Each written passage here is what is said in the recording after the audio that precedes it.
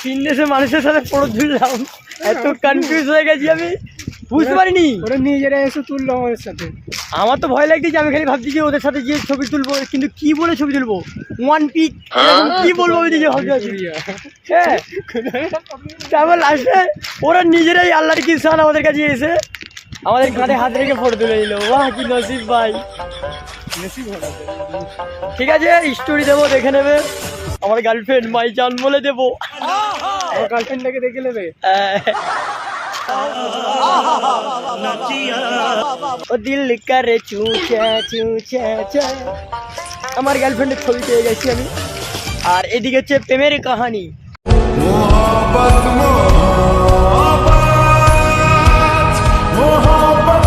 তো আমি ভাবছি এরকম ভিক্টোরিয়া মিত্রাই সবসময় পড়ে থাকবো, শুধু গোলাঘাট মানে ব্লগ বানাবো ভাই, দারুণ।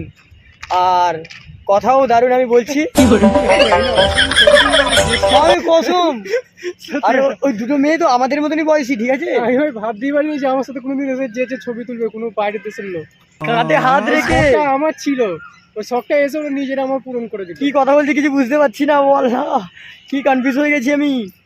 কেমন কথা কিছু বোঝা যাচ্ছে না, গায়ের কাছে এসেছে, আমি আরো বলবো তো মাথা পাইনি।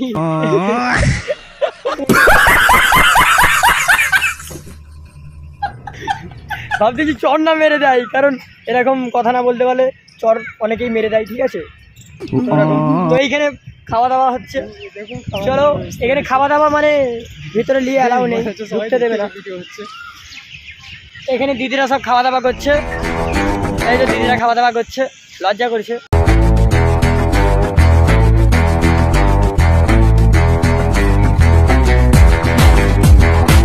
आशिक हूँ मैं,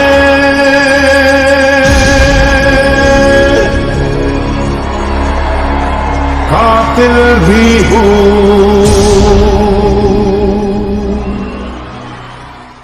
একটা বন্ধু, সে একজনের সাথে দেখা করতে এসেছে, সে এখন ওইদিকে দেখা করছে অলরেডি। যার সাথে দেখা করতে এসেছে তার দাদিমাকে সাথে করে নিয়ে এসছে। তো বেচারি অনেক হাঁটতে পারে না বলে গেটের কাছে বেচারি অপেক্ষা করছে আমাদের জন্য। তো এই আনতে যাচ্ছি দাদিমাটাকে, তোমাদের দেখাচ্ছি দাদিমাটাকে। ভেতরে ঢুকেছিলাম ওই সাইডে, ওই গেটের কাছে বসে আছে। আমাদের উচিত হয়নি এতক্ষণ ওনাকে বসিয়ে রাখা, তো খারাপ ভাববে, তো ক্ষমা চেয়ে নেবো, স্বীকার করবো। কারণ আমরা দেখো ভালো একটা জায়গা পেয়েছি, সুন্দর সুন্দর সুন্দর, চলো একটু লাইটা ওয়াও।